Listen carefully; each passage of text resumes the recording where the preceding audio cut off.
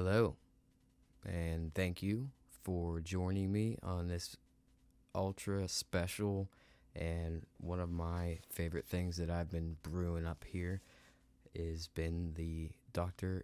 Jekyll,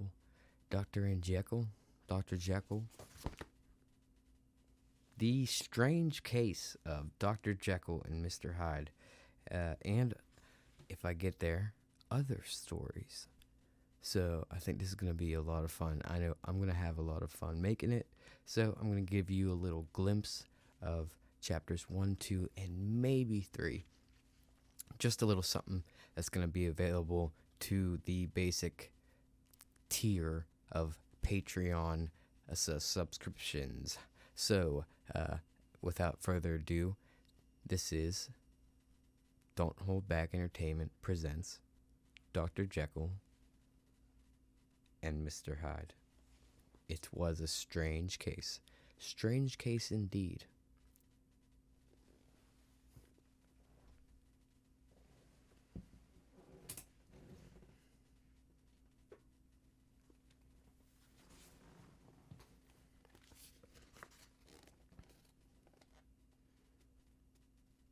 Mr. Utterson.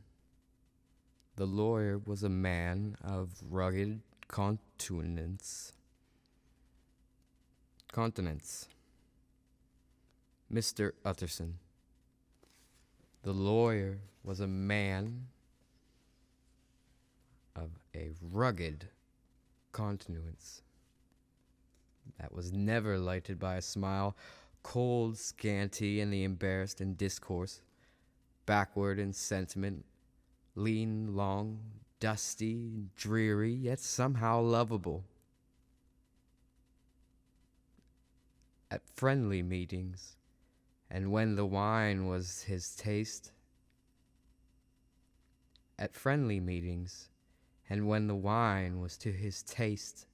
something eminently human beaconed. When the wine was to his taste, something eminently human beaconed. As the wine was to his taste, something eminently human beckoned from his eye, something indeed which never found its way into his talk, but which spoke not only in these silent symbols of the after-dinner face, but more often and loudly in the acts of his life. He was austere, and himself drank gin, and when he was alone, to mortify a taste for vintages. And though he enjoyed the theater, he had not crossed the doors of one for 20 years. But he had approved the tolerance for others, sometimes wondering almost with envy at the high pressure of spirits involved in their misdeeds, and in any extremity inclined to help rather than to improve. I incline to Cain's heresy, he used to say quaintly. I let my brother go to the devil in his own way. In this chapter, it was frequently his fortune to be the last reputable acquaintance and the last good influence in the lives of down-going men. And to such as these, so long as they came about his chambers, he never marked a shade of change in his demeanor. No doubt the feat was easy to Mr. Utterson, for he had undemonstrative at the best, and even his friendships seemed to be founded in a similar. Even his friendships seemed to be founded. And even his friendships seemed to be founded in a similar catholicity of good nature. It is a mark of a modest man to help and accept his friendly circle ready-made from the hands of the opportunity, and that was the lawyer's way. His friends were those of his own blood, and those who he had known the longest. His affections, like ivy, were the growth of time, and they implied no aptness in the object. Hence, no doubt, the bond that united him to Mr. Richard Enfield, a distant kinsman, a well-known man about the town.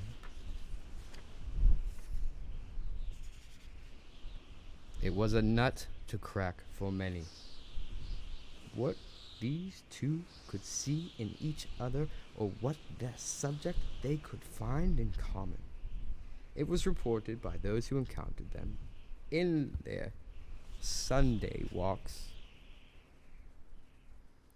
They had said nothing, looked singularly dull, and would hail with obvious relief the appearance of a friend.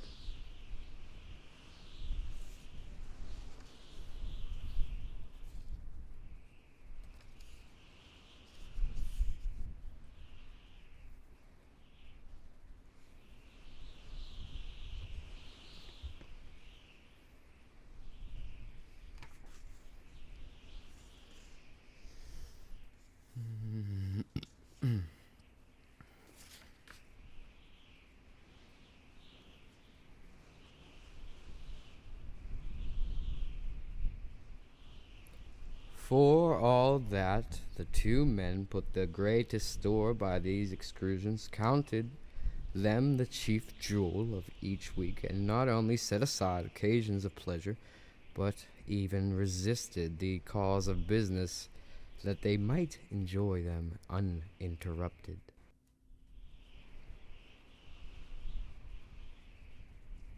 It chanced on one of these rambles that they were led them down a by-street in a busy quarter of London. The street was small and what is called quiet, but it drove a thriving trade on the weekdays. The inhabitants were all well-doing, it seemed, and all emulously hoping to do better still and laying out the surplus of their gains in poetry. So that the shop front stood along therefore with an air of invitation, like rows of smiling saleswomen. Even on Sunday, when it is veiled in more florid charms and lay comparatively empty of passage, the street shone out in contrast to its dingy neighborhood, like a fire in the forest, and with its freshly painted shutters and well-polished brasses and the general cleanliness of gaiety of note, instantly caught and pleased the eye of the passenger. Two doors, one corner, on the left, hand going east.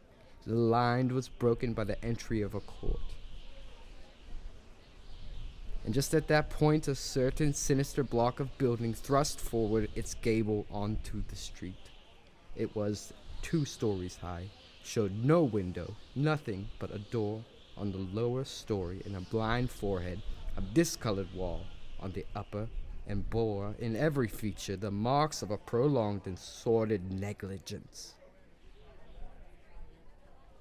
The door, which was equipped with neither bell nor knocker, which was blistered and distained. Tramps slouched into the recess and struck matches on the panels. Children kept sharp into the steps. The schoolboy had tried his knife on the moldings. For the close on generation, no one had appeared in the driveway, away these random visitors, or to repair the ravages. Mr. Enfield and the lawyer were on the other side of the by-street, but when they came abreast of the entry, the former lifted up his cane and pointed. "Did you ever remark that door?" he asked. "Did you ever remark that door?" he asked, and when his companion had replied in the affirmative, "It is connected in my mind," added he, with a very odd story. Indeed, Mr. Utterson said with a slight change of voice. What was that? Well, it was this way, returned Enfield. I was coming home from some place at the end of the world about 3 o'clock of a black winter morning, and my way through a part of town where there was literally nothing to be seen but lamps. Street after street, and all the folks asleep. Street after street, all lighted up as if for a procession, and all as empty as a church. Till at last I got into a state of mind when a man listens and listens and begins to long for the sight of a policeman. All at once I saw two figures. One, a little man who is stumpingly along eastward at a good walk, and the other, a girl of maybe 8 or 10, who was running as hard as she was able down across the street. Well, sir, the two ran into one another naturally enough at the corner, and there came the horrible part of the thing. For the man trampled calmly over the child, her body, and left her screaming on the ground. It sounds nothing to hear, but it was hellish to see. It wasn't like a man. It was like Juggernaut. I gave a few holla, took to my heels and collared my gentleman, and brought him back to where he was already. Quite a group about the screaming child. He was perfectly cool and made no resistance, but gave me one look so ugly that it brought out the sweat on me like running. The people who have turned out were the girl's only family, and pretty soon the doctor for whom she had been sent put in his appearance. Well, the child was not much more the worse, more frightened accordingly to the sawbones. And there you might have supposed would be an end to it. But there was one curious circumstance. I had taken up loathing to my gentleman at first sight. So had the child's family, which had only been natural. But the doctor's case was what struck me. But the doctor's case was not. But the doctor's case was what struck me. He was the usual cut and dry apothecary, in no particular age or color, with a strong Edinburgh accent, and was the emotional. And he was as emotional as a bagpipe. Well, sir, he was like the rest of us. Every time he looked at my prisoner, I saw the sawbones and turned sick and white with desire to kill him. I knew what was in his mind, just as he knew what was in mine. And killing being out of the question, we did the next best. We told the man we could, and we would make such a scandal of this as should make his name stink, one end of London to the other. If he had any friends or any credit, we undertook that he should lose them. And all the time, as we were pitching in the red hot, we were keeping the woman off him as best we could, for they were as wild as harpies. I never saw a circle of such hateful faces. And there was the man in the middle with the kind of black, sneering coolness and frightened, too. I could see that, but carrying it off really like Satan. If you choose to make capital out of this accident, said he, I am naturally helpless. No gentleman but wishes to avoid a scene, says he. Name your figure. Well, we screwed him to 100 pounds for the child's family. He would have clearly liked to stick out, but there was something about the lot of us that meant mischief, and was last he struck. The next thing was to get the money, and where do you think he carried us to but that place with the door? Whipped out a key and went in, and presently came back with a matter of 10 pounds in gold, and a check for the balance of quotes drawn payable to the bearer, and signed with a name that I can't mention, though it is one of the points of my story. But it was a name at least very well known, but often printed. The figure was stiff, but the signature was good. But the signature was good for more than that, if it was only genuine. I took the liberty of pointing out to my gentleman that whole business looked apothecarical, and that the man does not in real life walk into a cellar door at 4 a.m. and come out with another man's check for close to 100 pounds. But he was quite easily ensnaring. Set your mind at rest, he said. I will stay with you till the bank's open and cash the check myself. So we all set off, the doctor and the child's father, and our friend and myself, and he passed the rest of the night in my chambers, and the next day we had breakfast, we went to the body of the bank. I gave in the check myself, and I said every reason to believe in his forgery. Not a bit of it. The check was genuine. Mr. Utterson said. I see you feel as I do, said Mr. Enfield. Yes, it is a very bad story. For my man was a fellow that nobody could have to do with, a really damnable man, and the person that drew the check is a very pink of the priorities. For my man was a fellow that nobody could have to do with, a really damnable man, and the person that drew the check is the very pink of the proprietaries collaborated, the proprieties celebrated too. And what makes it worse, one of your fellows who do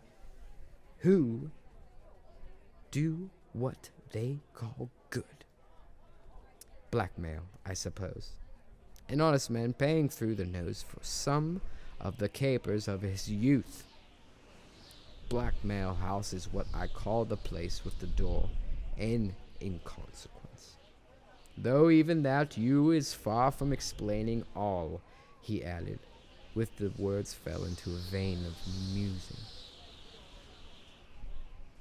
From this he was recalled by Mr. Utterson, asking rather suddenly, do you know if the drawer of the check lives there? A likely place, isn't it? Returned Enfield. But I happen to have noticed his address. He lives in the same square or other. And you never ask about the place with the door, he said.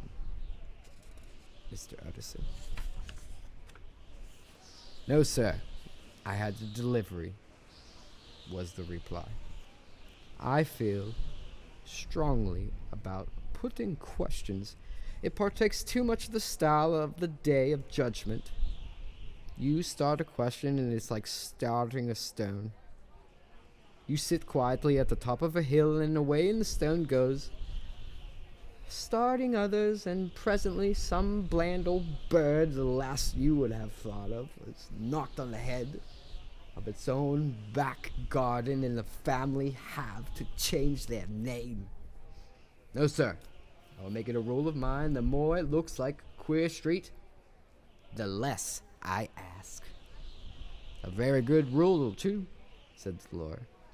But I have studied the place for myself, continued Enfield. It seems scarcely a house. There is no other door, and nobody goes in or out for one, but once in a great while the gentleman of my adventure. There are 3 windows looking onto the court, the first floor, none below. The windows are always shut, but they're clean.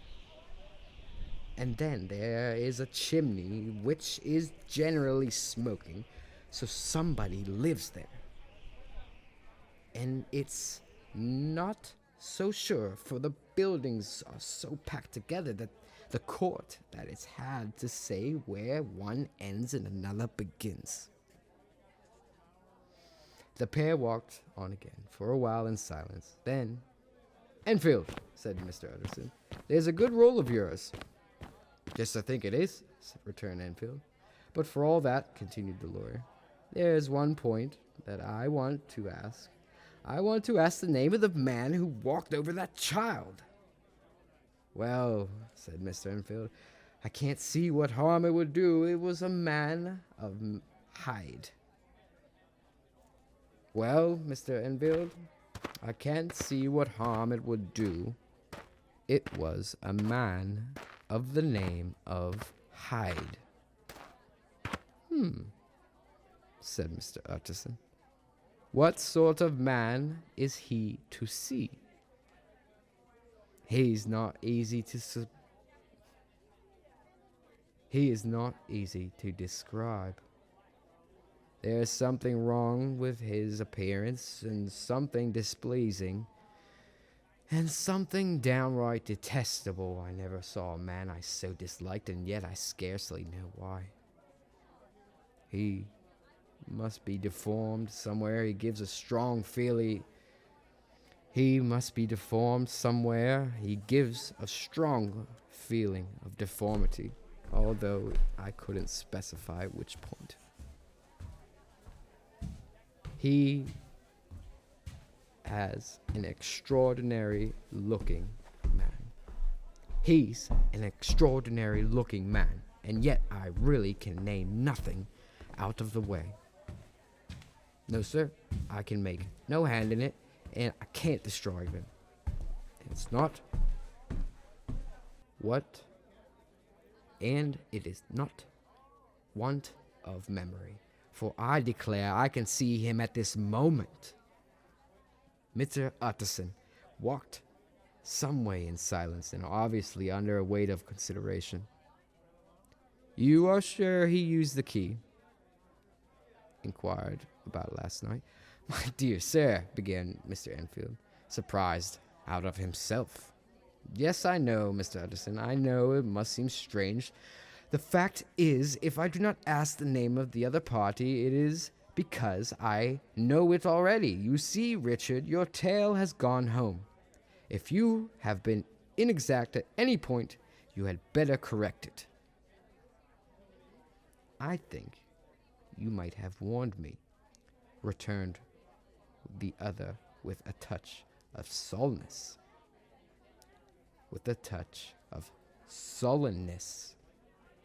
But I have been pedantically.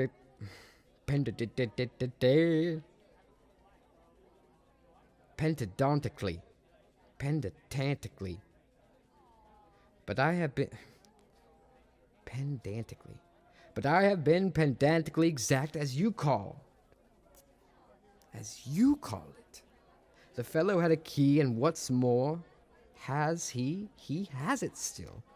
I saw him use it not but a week ago. Mr. Utterson sighed deep, but said never a word, and the young man presently resumed. Here is another lesson, to say nothing, said he. I am ashamed of my long tongue. Let us bargain never to refer to this again. With all of my heart, said the lawyer. I shake hands on that, Richard.